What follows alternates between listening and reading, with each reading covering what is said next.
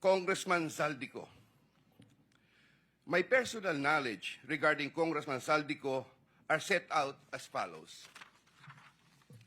Congressman Zaldico one time called me to say that he met Engineer Alcantara and wanted to confirm, maayos bang kausap si Engineer Alcantara? To which I replied, maayos po. Engineer Alcantara then told me that Kong Zaldico was asking for a 25% commission, and out of that amount, 2% was to be shared equally between Engineer Alcantara and myself.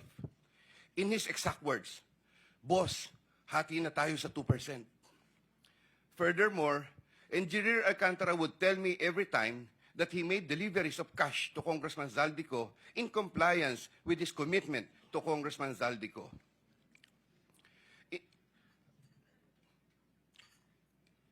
In this affidavit, I shall mention my personal knowledge regarding Senator Chis Escudero as follows. Maynard Ngu and I are close friends, and we go years back. He is also a close friend and campaign contributor of Senator Chis Escudero. Maynard Ngu asked me to submit a list of projects. I personally submitted a list of projects to Maynard Ngu, and some of the items therein pertaining to Valenzuela and Marinduque projects were subsequently included in the General Appropriations Act. A copy of the list of Valenzuela and Marinduque projects is here to attach to this affidavit as Annex A. When I gave him the list and in relation to the commitment, I asked him, boss, paano to? Maynard replied, bahala ka na. I asked, boss, okay na ba ang 20%? Maynard said, okay.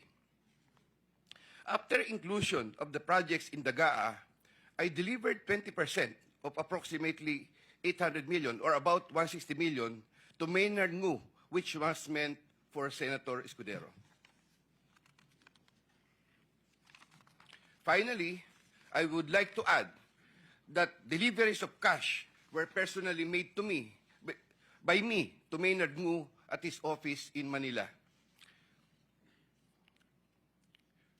I confirm that Commissioner Lipana requested that he be referred to officers of DPWH Bulacan First DEO.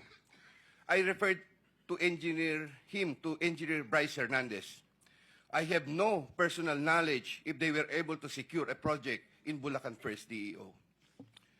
Furthermore, and subject to possible referral to an executive session upon the approval of the Honorable Chairman, I attest to the broader systemic issues in DPWH that are widespread.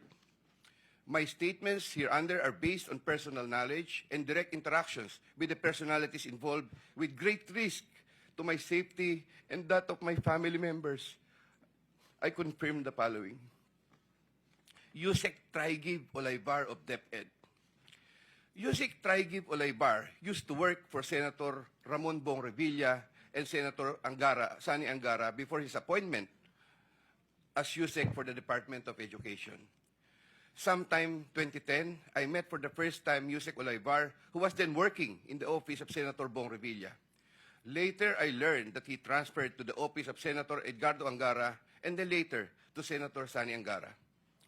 Sometime 2024, Yusek Olaybar personally called me for a meeting to discuss about unprogrammed appropriations, supposedly for the office of the Executive Secretary. In the said meeting, he requested me to submit a list of projects. After the meeting, I asked Bulacan First DEO to prepare a list of projects for funding. Thereafter, Engineer Alcantara submitted a list of projects worth 2.85 billion. Here to attach as Annex B is a list of those projects.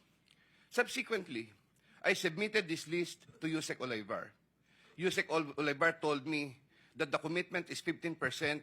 In his words, boss, 15 yan.